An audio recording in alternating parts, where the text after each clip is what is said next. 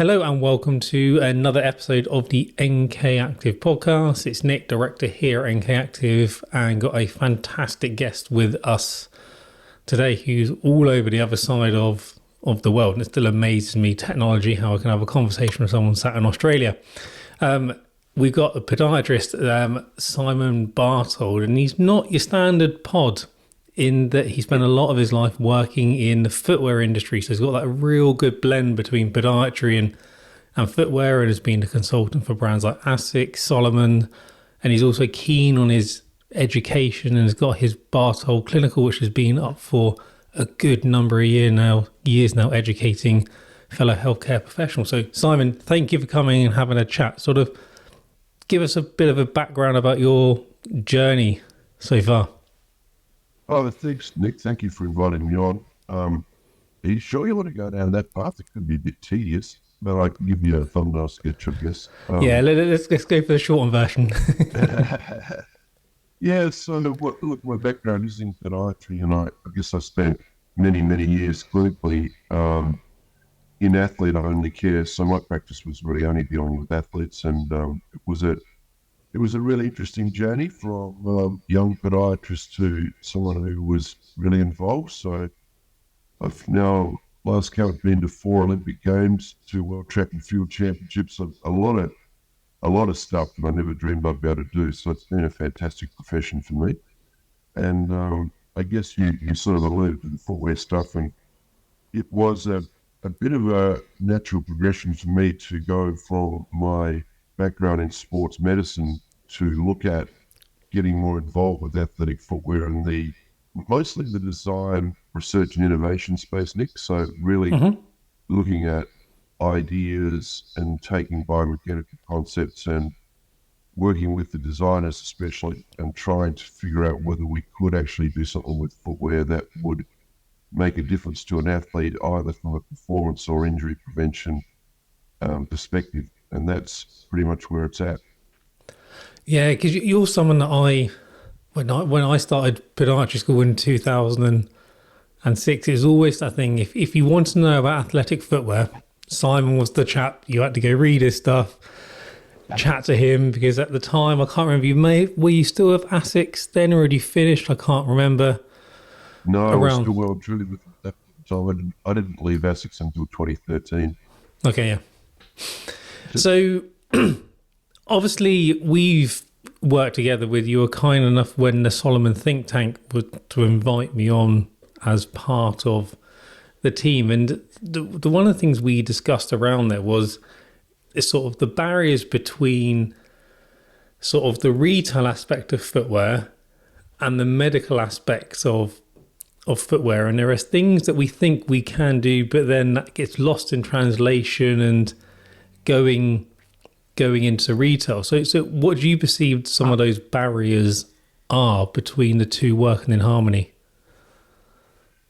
Yeah, look, it's a really good question. I mean, sometimes I look at it and think it's akin to a very unhappy marriage, and other times I think it's fine. But I think one of the issues here is, and I don't think we should necessarily point the finger at retail. I think it exists within the professions as well, that people cling to old concepts and paradigms, and I especially refer here to the two great paradigms of athletic footwear being the thought that cushioning is going to prevent injury, and the thought that controlling pronation is going to prevent injury. And of course, both of those two concepts are completely inaccurate. But it's sort of become so embedded in the psyche almost of retail and podiatry and physiotherapy that you've got to have a cushion shoe that controls pronation, which is completely wrong. And it's very hard to let go of that.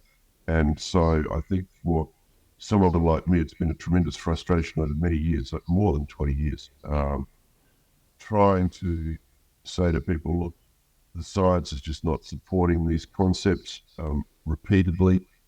We can't find a single decent study in the published literature with adequate power that provides a link between injury and overpronation, whatever that might be. And so it doesn't make much sense to be looking at building a shoe to control pronation, whatever that might mean, because the only way you can do that is to build a very heavy, very unresponsive, very inflexible shoe. And those three things are things that you really don't want an athlete for. So I think that to try to get to this point where we can converse with retail or even with our peers in a manner that is more scientifically accurate has been a real struggle.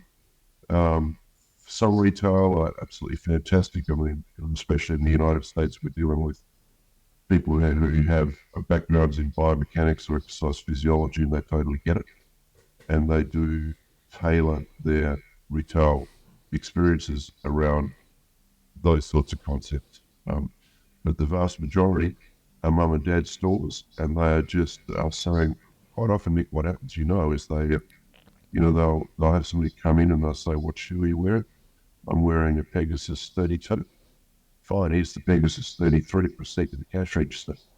And that's a real disservice to that particular athlete, because the next model of a particular shoe, especially when it's been a shoe that's been around forever, could be completely different to the previous model in terms of its geometry, in terms of the way it responds to that athlete. And so it's not at all appropriate just to assume that they should stick with that particular model. You've got to work a bit harder than that. Yeah, and because I remember, I think it was the Brooks Adrenaline GTS. Everyone loved the 12, and then the 13. So many patients would tell us, I just didn't like the difference between the 12 and the 13. And people, you say they do that, they think, right, I've got one shoe, I'll just go buy the next one because it will be okay.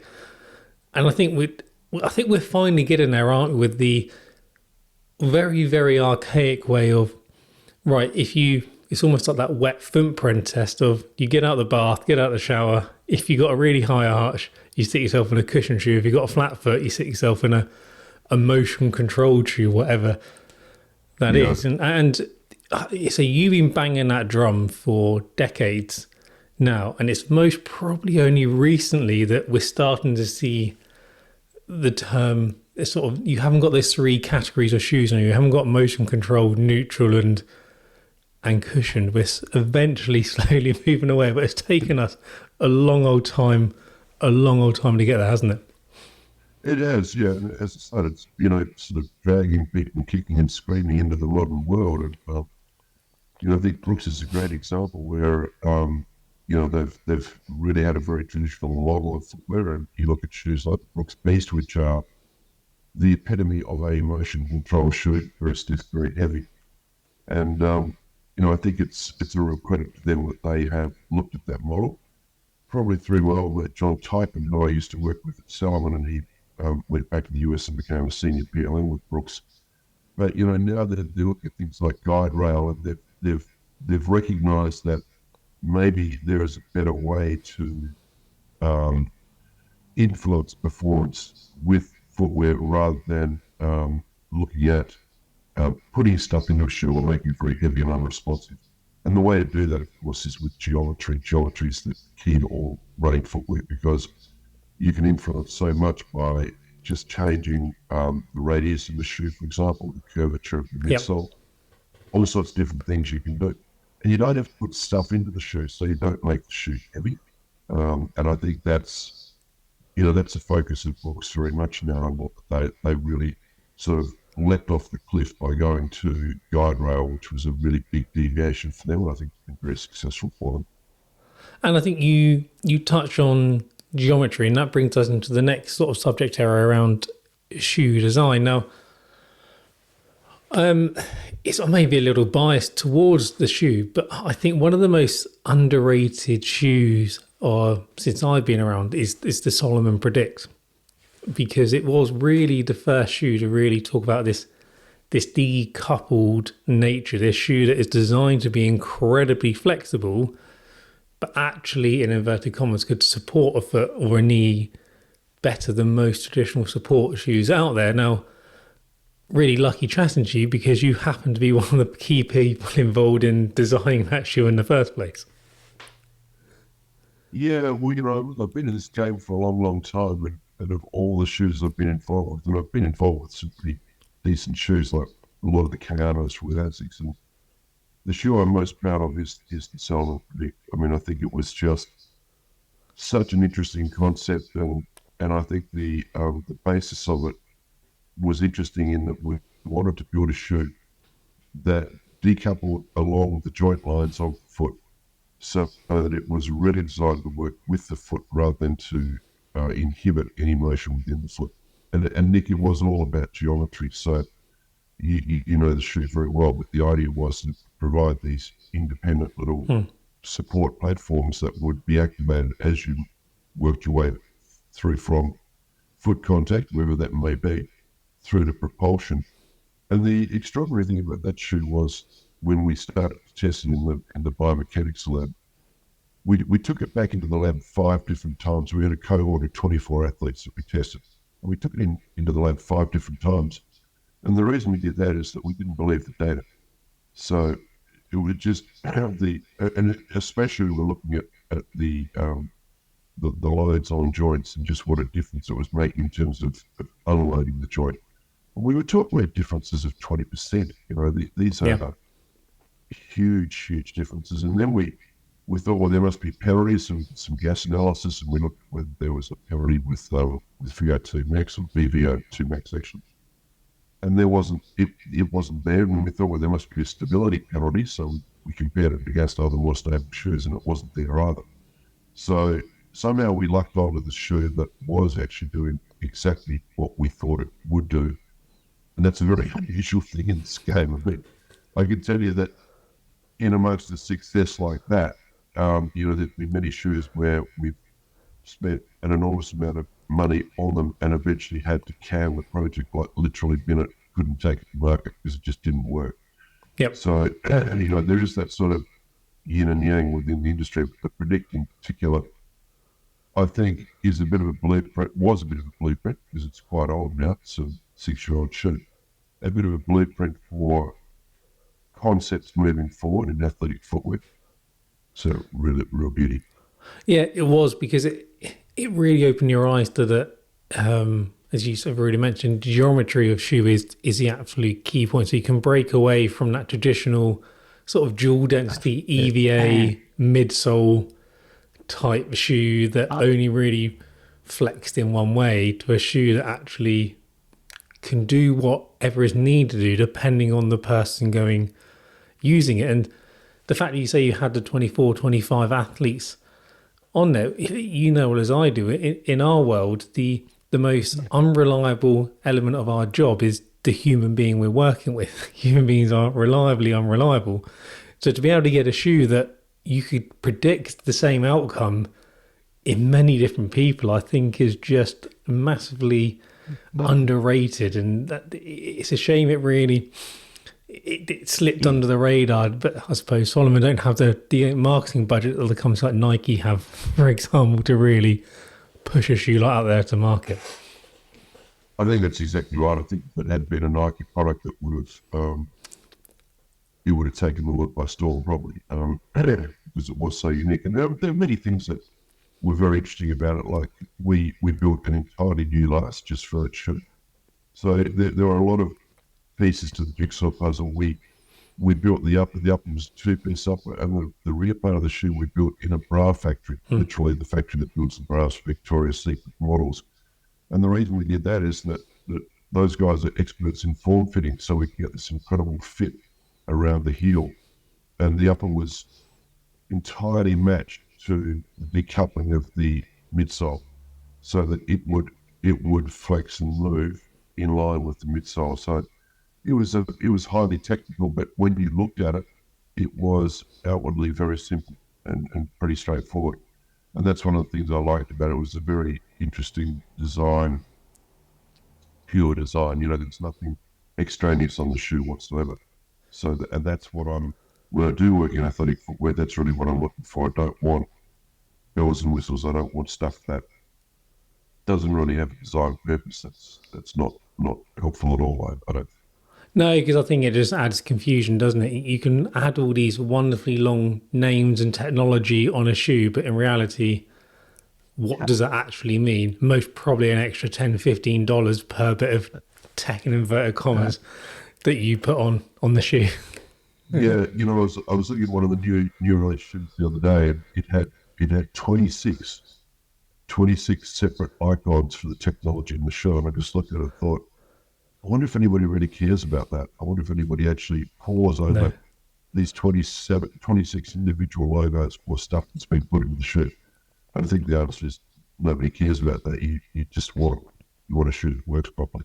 Yeah, it's a bit of a sad time because I've got two pairs of Predicts and they've nearly finished their life cycle. Now I managed to hang on to them for keep them going for 4 years, and they're slowly now starting to fade away, as it were.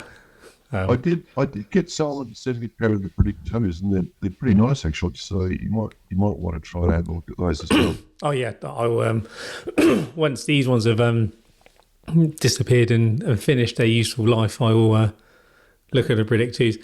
And before we move on to the next area, it was also really interesting. I remember this. I've been asked a question a lot, I'm sure you have been. Is people always ask me, what's the perfect insole to put in a Predict? And my answer is always no insole, because it sort of then just goes against taking any form of orthotic in a shoe that's designed to be decoupled to then put something in the foot to stiffen the foot up. It just doesn't make any sense, does it? No, it doesn't. I think it also underlines the fact that the Predict's not for everybody, just like no shoe is for everybody. There is no perfect shoe. So obviously, if you've got somebody who's got significant mechanical issues and they do need some form of insole or orthotic, that shoe's not the shoe you use. And I think it's pretty important to underline that. Yeah. You and I often see this, especially on social media.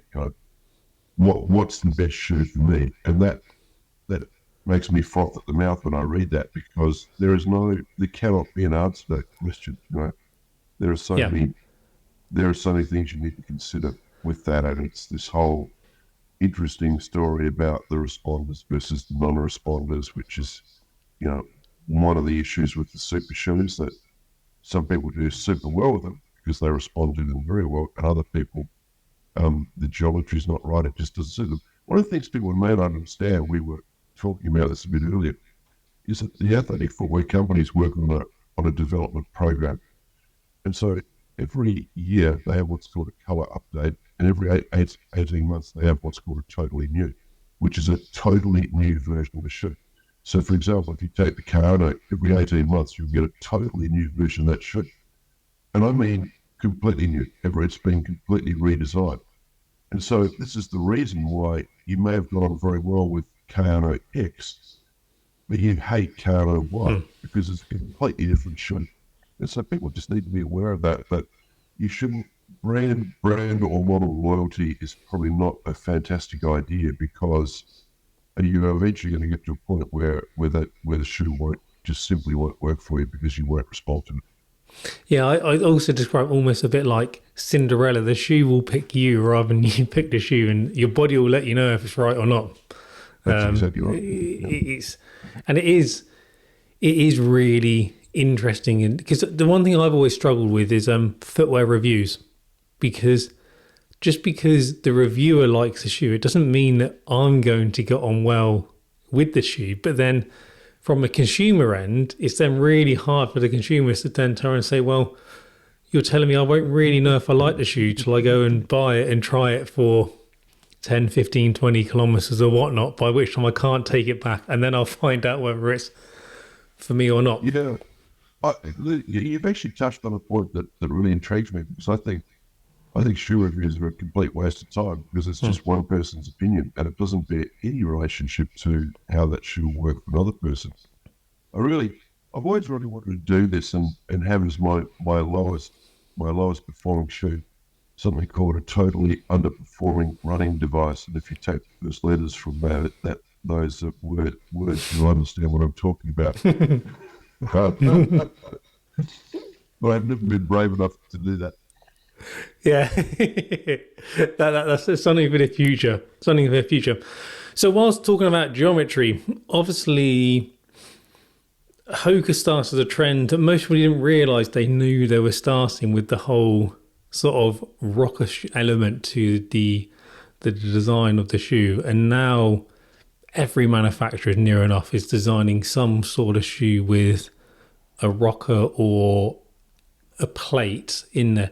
So what's the reasoning? What's the theory behind adding these rockers and plates to footwear? Yeah, well, look, Hope is such an interesting story at many, many levels. I mean, the two guys who started Hope were actually ex-Salomon guys, so Jean-Luc and Olivier came out of Salomon, and they were both very, very good mountain runners, really. So, the French are crazy. They run up and down mountains all the time. They call it trail running, but it's mountain approach running. It's very, very Yeah. different. And they were very, very interested in the concept of oversized sporting goods. So they're interested in oversized tennis rackets and oversized wheels on mountain bikes. And they thought, what about if we do something like this for running that would allow us to run further on more difficult terrain? And that was the genesis of Hoka. That's why they did it. And you will remember when they started in 2011 that everybody thought the shoe was nuts because it was right in the middle of the mineralost fat, and it sort of flew in the face of all of that, and they looked weird. But the ultramarathon guys grabbed hold of it because, lo and behold, they were not giving themselves the same pounding because the shoe was very light. It had a rocker, so the half bicycle wheel model of perpetual movement. Obviously it improves the rollover process if you've got a rocker. And they were finding that they could finish fresher in that shoe after running 100 miles than they would ordinarily. So that's why it occurred. But it gets back to our conversation about geometry. A rocker is just a variation of geometry, and it's just a couple of guys who have thought about what could we do geometrically to a shoe that might change performance or prevent injury. And as it happens, it seems that the shoe actually does both those things because we don't have any published data on injury prevention, but we have a truckload of anecdotal data that says if you're a broken down old runner and you just, you've got injury you cannot shift, it seems that by going into a Hoka, people get a second lease on their running life in those shoes. And you hear that again and again and again and again. And mechanically, it makes sense why that might be the case, depending on where the injury is. Oh yeah, without a shadow of a doubt. I got hundreds of patients that have got their second running career, as it were, as long as they run in their Hokas or a variant of that rocker shoe, as it were. And what's also interesting about Hoka is that people sort of almost dismissed them, and then before you know it, they were competing with the big guys on a very, very small budget and outselling some of the very well-known traditional brands. And you look at them now, they've just gone strength to strength, haven't they? Well, it's an extraordinary story because you look at where they went. I mean, they sold their first shoe in 2011 and it was endorsed by Barefoot Bob. That's literally what happened. And 2011, fast forward 12 years and they're now $1 billion company. So they've literally gone from nothing to $1 billion in 12 years. And I can't think of too many companies in any industry that would have achieved that. No. It's really quite incredible. And you don't sell $1 billion worth of running or athletic footwear unless there is something positive about that product. Yeah. So I think, the concept that it was a fad or that it was, a gimmick has long since dissipated. I mean, it's definitely a bona fide quality premium running product. It is. So then whilst on subject of performance, we then sort of had Nike join the game, didn't they, with their 4%. And I'm sure you'll correct me if I'm wrong, but I believe when Nike done their own internal studies, it was the Nike 4% on average, gave anything from like a 3 or a 7% increase in performance, but average was 4%. And the Nike 3 to 7% doesn't have the same marketing ring to it, does it? So talk us through then, we've over the last few years, we have gone through this sort of whirlwind tour of these almost like super shoes, as they were, that are incredibly light, incredibly stiff, and are just built for racing. Yeah. Yeah, well, look, the 4%, which was introduced for the Olympic Games in Rio in 2016, the study you're talking about was by famous water newcomer, and it was an interesting study with 18 subjects in the study, and they compared it to two other non-carbon plated shoes, and you're quite right. The average difference varied from about, I think, 1.8% up to about 8%. Okay. But the average across all 18 runners, so they all improved. All 18 runners improved, and the average was 4%, and that's why it got called the Vapor 4%. It's probably the most important running shoe in the history of running shoes, I think, in terms Yep. of what it did. So I'm in awe of what Nike did. I just think that it was such a revolution, and it created such a huge stir in the industry, far more than anything else I can think of, even minimalism. And it led to an avalanche or a stampede of the other companies thinking, holy hell, what are we going to do here? We've got to build our own shoe. And so thus the term super shoes. And I think, I don't know, there's 25 members of the super shoe club now, I think, 25 brands. But the fact of the matter is that very few have been able to touch the performance advantages of the Nike product. Yep. And we're talking, just before we got on air, as it were, about the recent world record being broken by about 32 seconds, which is the interesting interval that the world record's being broken by about 32 seconds or more, whereas up until about 2014, the world record being broken by 2, 3, 4 seconds. So there's this huge chasm in terms of performance, and to break a marathon world record by 32, 33 seconds is just absolutely off the chart. It's like winning a 100-meter race by 10 meters. It's just like at elite level, it's just massive numbers. Yeah, it really is. And I think, we've had this debate about, when it all came out, people saying, oh, it's not just the shoe and yada, yada, yada. And look, we can all agree that you look at a guy like Kelvin Kiptum, there's so many things that he has to do in terms of, his hydration, his nutrition, sleep, it's where he trains, etc. One of, if not the most important piece of this jigsaw is the shoe. That there's no question at all the shoe is offering a significant performance advantage. How does it do it?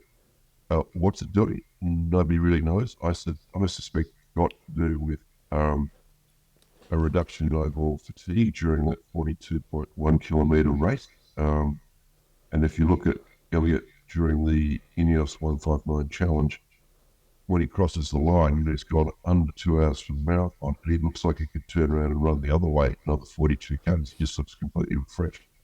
Normally, when you see people break a world record, they look like they're about to be loaded into the ambulance. They're completely buggered, basically. Things really stood out for me. Yeah, even if you look Kiptum breaking the world record at the Boston Marathon, it was, again, you watched him cross the line, and he didn't look like he just ran a 2 hour 35 second marathon.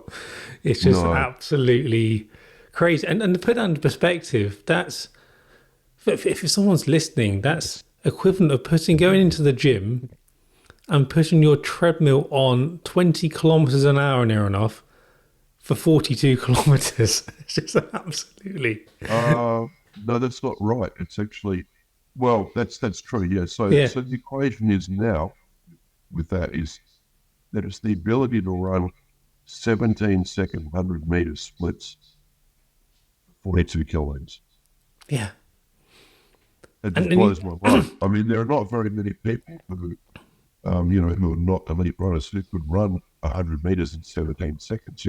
That's going. Well, I think I saw an article from your neck of the woods, something in the paper about there's an Aussie Rules player who was sort of saying, looking at the pace that Kelvin ran, and there aren't many Aussie Rules footballers who can hold that pace for greater than 2 kilometres, and he just held it for 42. It's absolutely insane, isn't it? It's just... Yeah, it is that in the New York City Marathon, often, and years ago, probably back 10 years ago, they had a very interesting things in one of the underground walkways where they had projected a video, and you had to run at the race pace that Ryan Paul was running in a marathon. And it's the sprint. I mean, very, very few people could keep up with that projection as it went by. It's really amazing. Yeah. They're going very, very hard. So Well, getting back to the Vaporfly, well, those guys now are running a thing called the Alpha Fly, and the Alpha Fly, I have my suspicions about the Alpha Fly because it's this very interesting 4-foot pod setup, yeah. and it has filaments within the pod that will move in all directions. And as you know, I've been quite interested in the effect of vibration on runners, and I suspect that one of the things these pods are doing is I suspect that they are radically dampening the vibration for the athlete, which means they don't have to contract their muscles as much to dampen the vibration going through the system, which means they're not getting as fatigued. So I suspect that that's part of the equation, and if that is the case, it's super, super interesting. Yeah, well, I think we're both on the same hymn sheet, aren't we? That people always go about impact forces, but I think that's the wrong question. I think reducing muscle vibration is the key and important part, and impact forces aren't as relevant as we're led to believe they are. And I think we can reduce that vibration. So I think that's when you can help maybe reduce the risk of injuries and reduce fatigue as well. Yeah, I think so. So I think the thing that we need to put on the board here is that you can auto-regulate impact forces. So, your brain will recognise that and you change your flow and stiffness to regulate that anyway. But you can't auto-regulate vibration. So No, I think exactly. that's the difference. Yeah. An easy way to think about it is, if you're listening, go for a run along some concrete and think about what your body does. And the next time you're at a kid's birthday party, run on the bouncy castle and just feel what your body's doing differently. And on the bouncy castle, you automatically become much stiffer to compensate for the marshmallow you're effectively running on. Whereas the concrete, you'll find you'll be a little more spongy in the way you run, a little more flexible. So that then leads us nicely into... It's a bit of a loaded question, and it deliberately is going to be a loaded question, but can shoes prevent injuries? Yeah.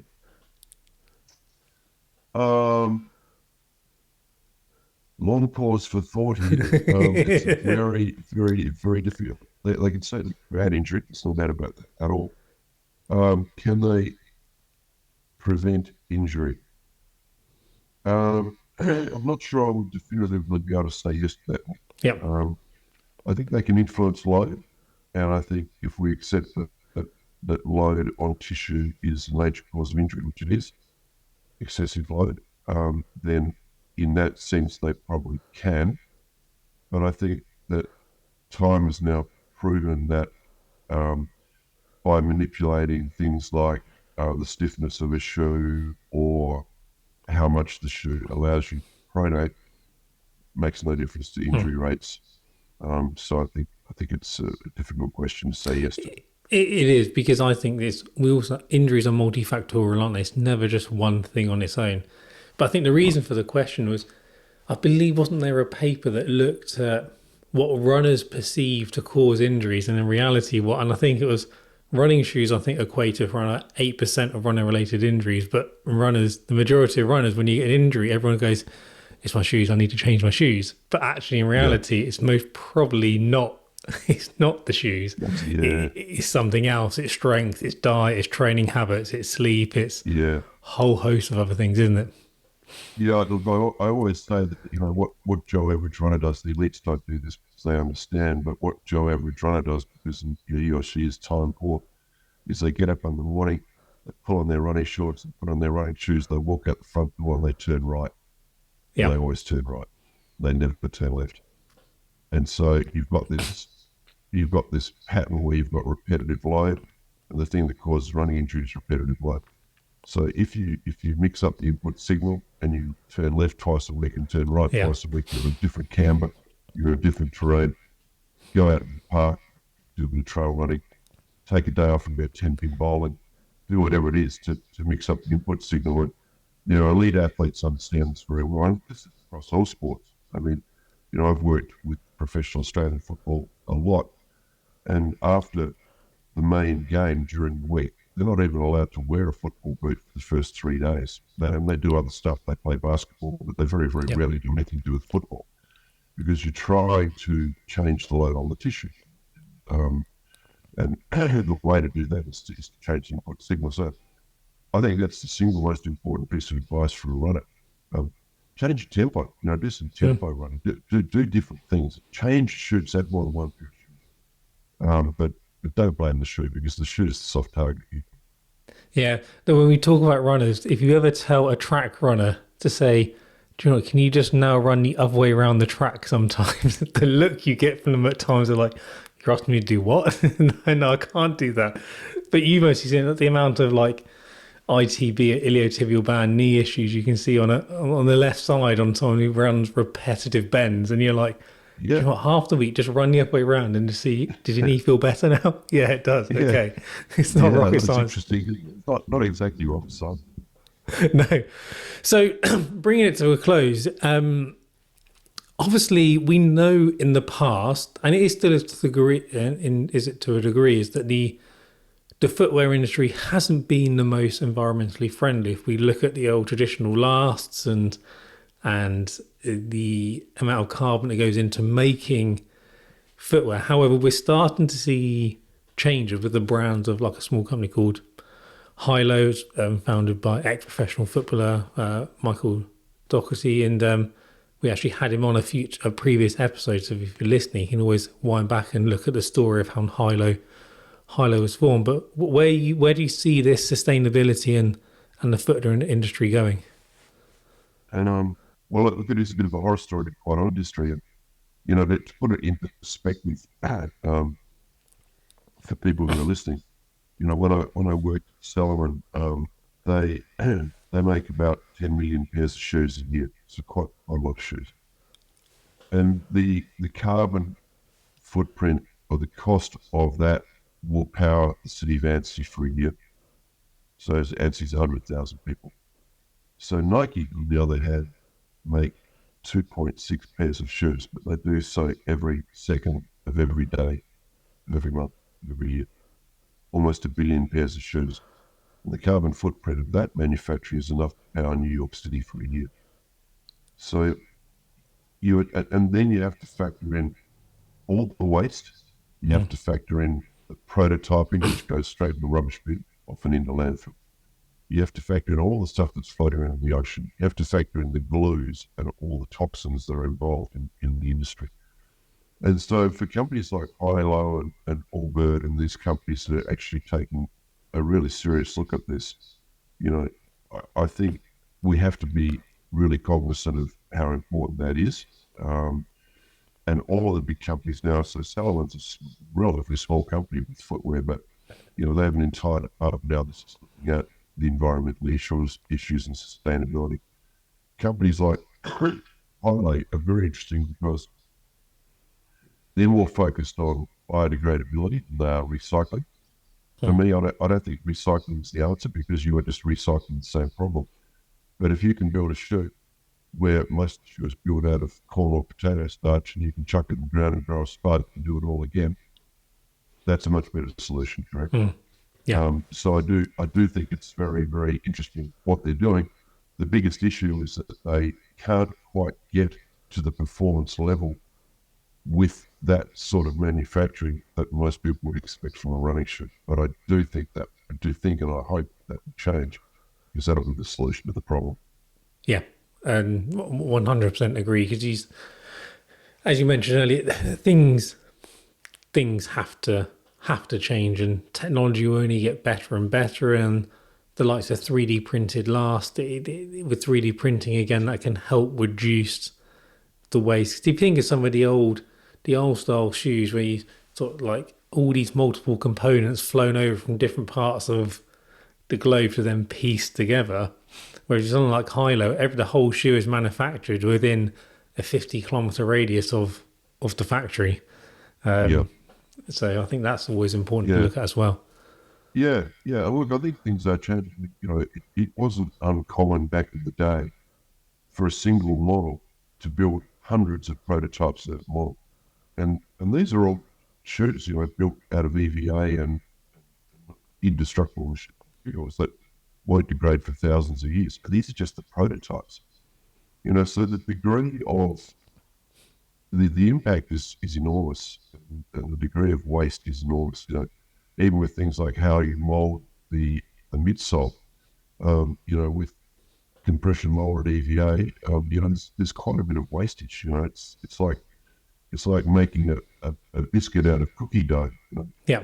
A lot of it goes in the rubbish bin. It's the same principle. So it's got to change.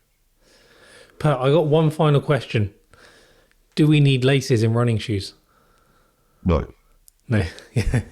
It's I knew your answer to that because we've had this discussion before, and we know that we don't do it, but actually trying to change the public's perception that you don't need a lace, and the technology is there in the materials that you don't need a lace anymore is an uphill battle. Dinosaur.